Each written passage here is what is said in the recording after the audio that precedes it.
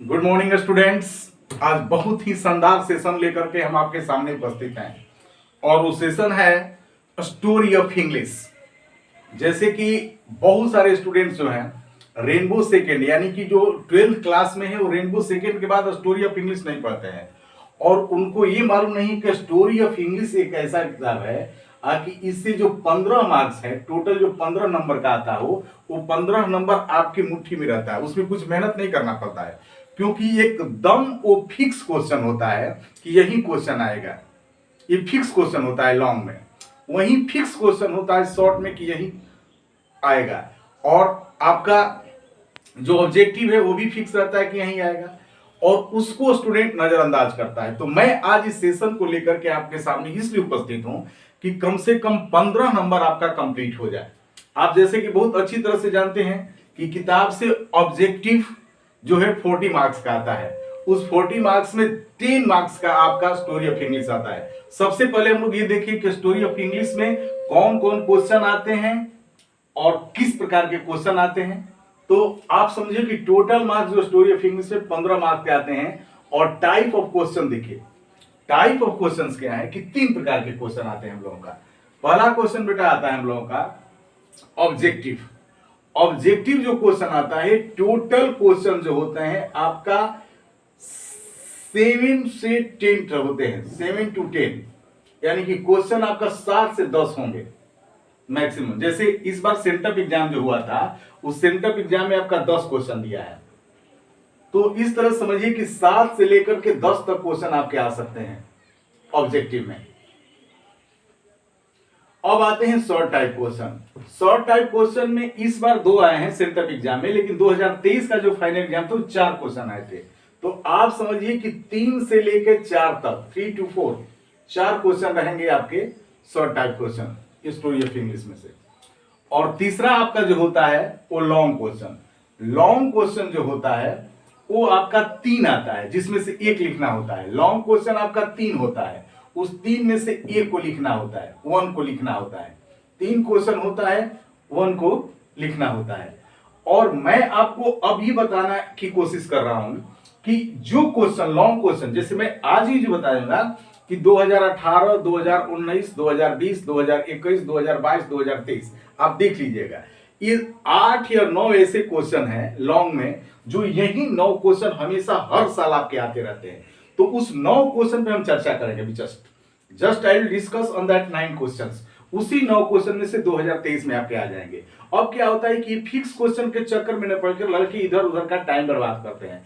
आप उस 9 क्वेश्चन को देखिए और इसी 9 क्वेश्चन में से आपके बिल्कुल आने की संभावना है। तो देखिए इस क्वेश्चन को, देखिए हम लोगों का जो लॉन्ग क्वेश्चन आता है स्टोरी ऑफ इंग्लिश में से वो आपके सामने मैं प्रेजेंट किया हूं और इसमें ही से आपको एक आएगा।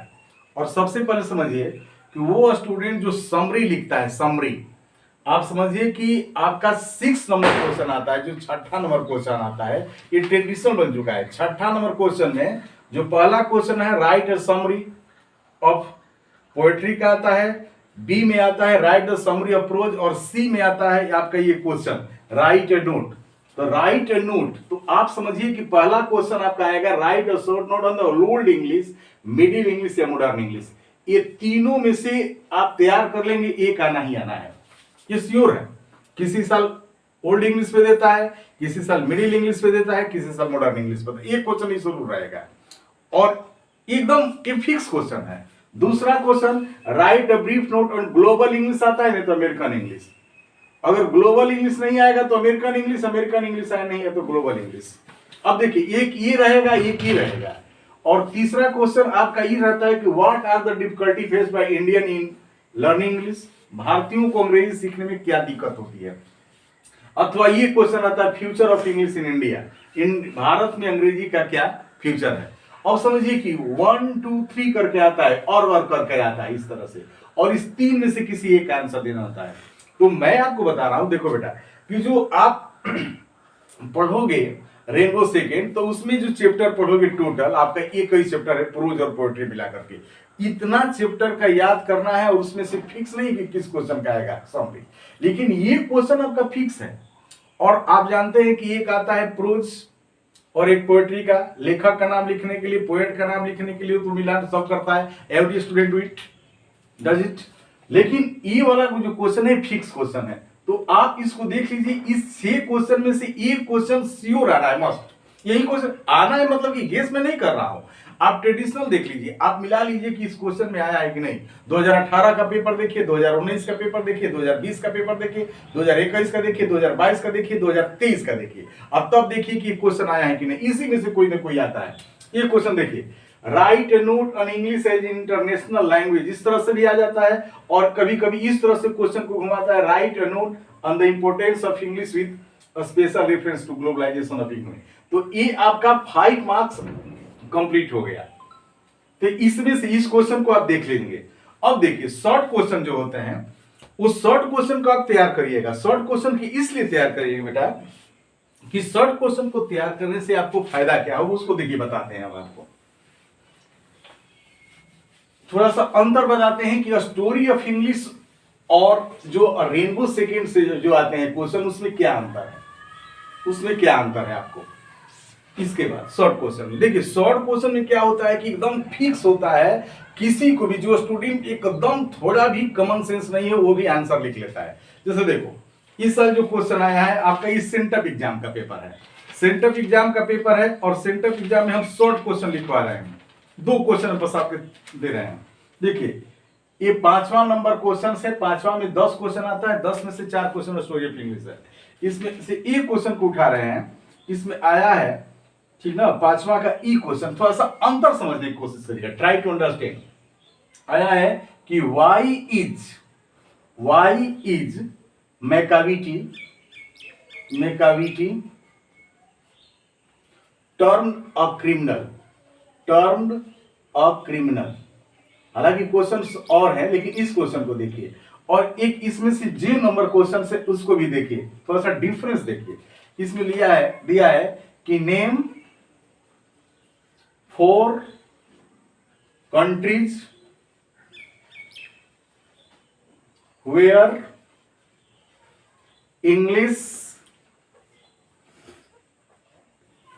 Is used as a second language.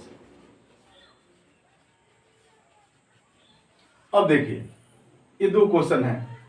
अब आप देखो क्या क्या अंतर है। अंतर मैं ये कह रहा हूं कि जो क्वेश्चन स्टोरी ऑफ इंग्लिश आते हैं उसमें थोड़ा भी माइंड का नहीं है। जैसे मान लीजिए इसमें आया कि name 4 countries where English is used as a second language, तो बस आपको नाम याद है कि सिंगापुर में बोला जाता है, इंडिया में बोला जाता है, जहां बोला जाता है 4 कंट्री का नाम लिख दें। इसमें कोई दिमाग लगाना नहीं है, आपको बस याद है, ये फिक्स क्वेश्चन है।